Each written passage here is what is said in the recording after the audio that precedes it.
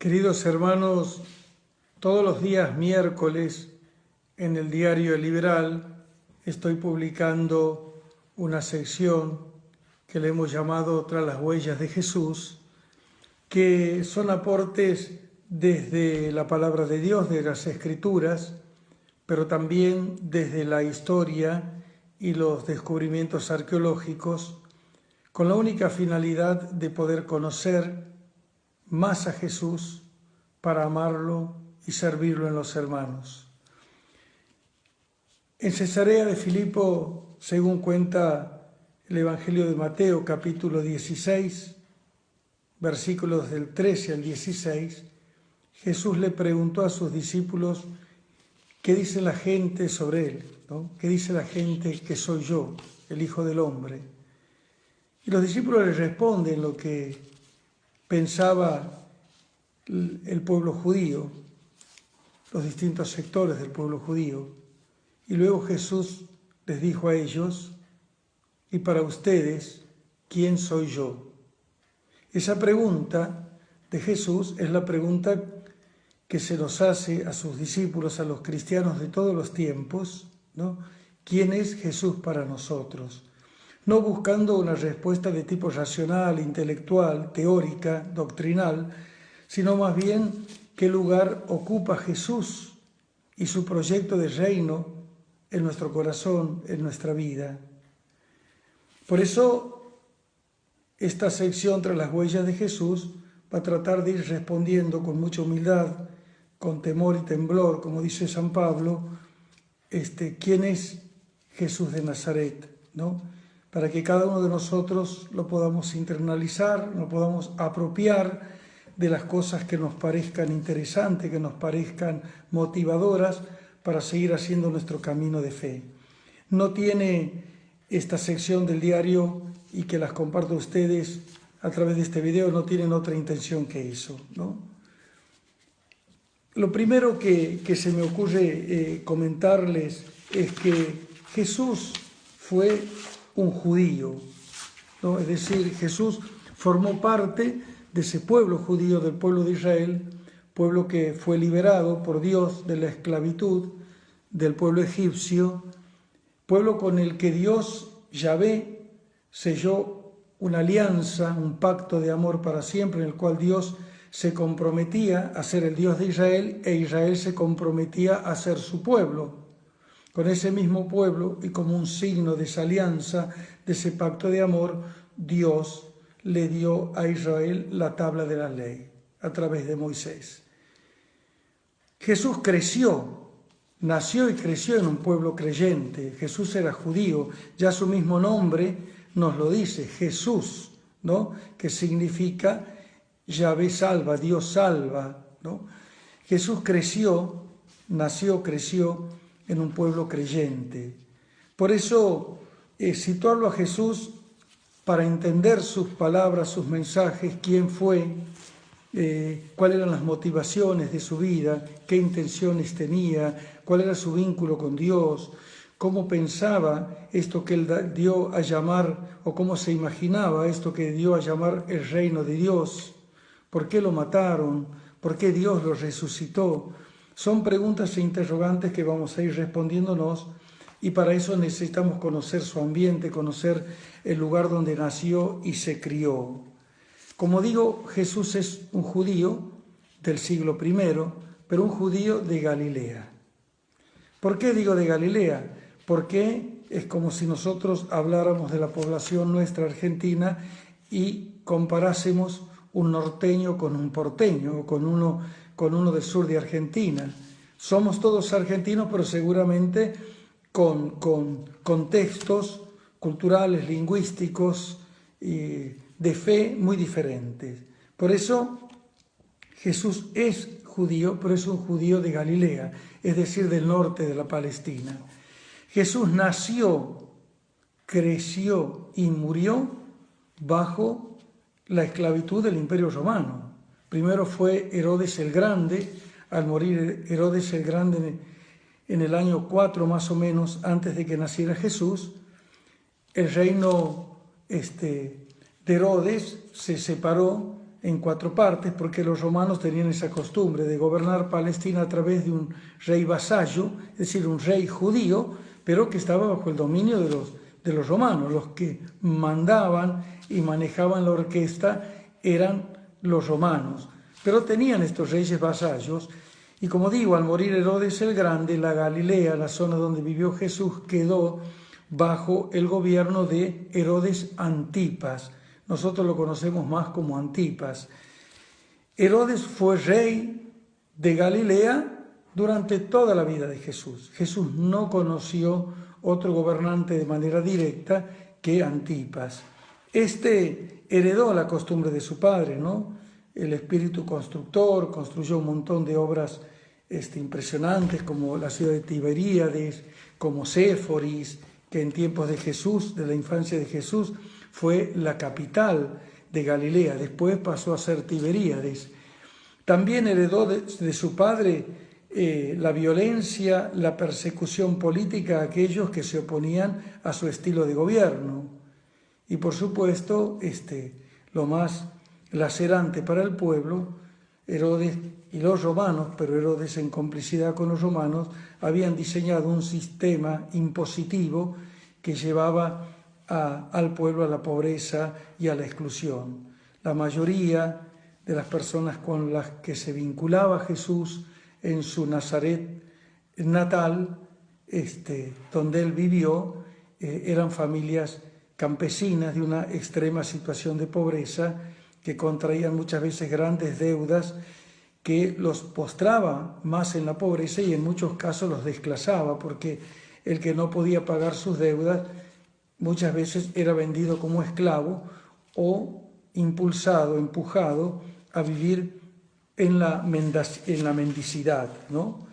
Ese fue el contexto social, político en el que vivió Jesús, y es importante para entender por qué su actuación, sus palabras, esto que él anuncia, la venida del reino, generaba tanta polémica, sobre todo en los sectores poderosos, en los sectores acomodados de su país.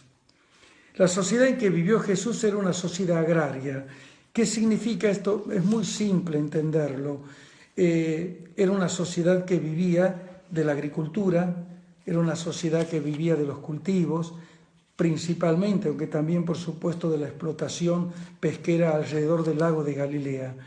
Pero claro, lo que sucedía es que los campesinos eran los que labraban la tierra, los campesinos eran los que hacían el esfuerzo productivo en Galilea.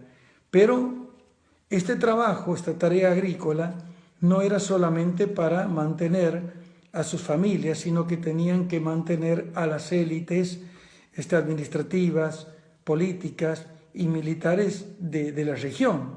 O sea que Galilea era una región muy rica, pero sin embargo había mucha pobreza, muchas diferencias entre clases sociales, como digo, entre los trabajadores, casi todos campesinos y pescadores, y aquellos que vivían del trabajo de estos, ¿no? Por eso Jesús en muchas de sus enseñanzas cuestionará este sistema de esclavitud política y de explotación agraria. Les dirá a sus discípulos, ¿no? Por ejemplo, en el Evangelio de Marcos, capítulo 10, versículos 41 al 43, Jesús les dirá, ustedes saben que quienes se consideran gobernantes dominan las naciones como si fueran sus dueños. Entre ustedes esto no debe suceder así, ¿no? La gran enseñanza de Jesús a sus discípulos que se complementan con tantas otras enseñanzas del Señor. A estos marginados, a estos excluidos de la sociedad, aquellos pobres, a los enfermos, los publicanos, las mujeres, los niños, los que eran considerados pecadores, Jesús vivió y se movió entre ellos.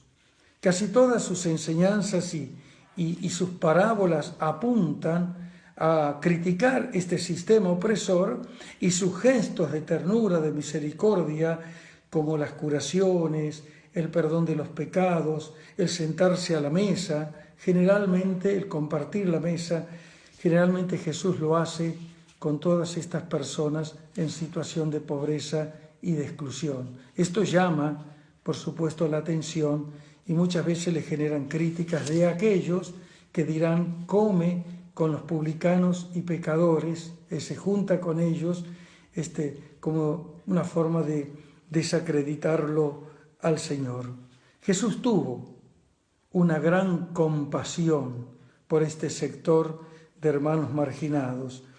En el capítulo 9, versículo 36 del Evangelio de Mateo se nos dice: al ver a la multitud tuvo compasión, porque estaban fatigados y abatidos como ovejas que no tienen pastor.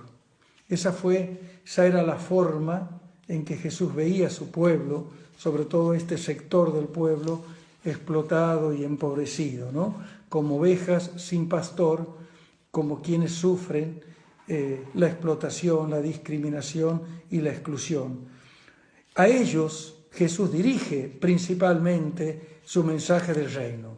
Por eso dirá en el capítulo 11, versículo 25 en adelante del Evangelio de Mateo, en ese clima de oración y de recogimiento espiritual de Jesús, dirá: te alabo, Padre, y te bendigo, porque has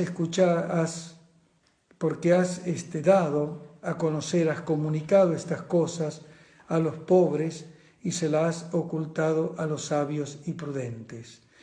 Los destinatarios privilegiados del anuncio del reino y de los gestos milagrosos, curativos, sanantes de Jesús son para los pobres, para los últimos de la sociedad.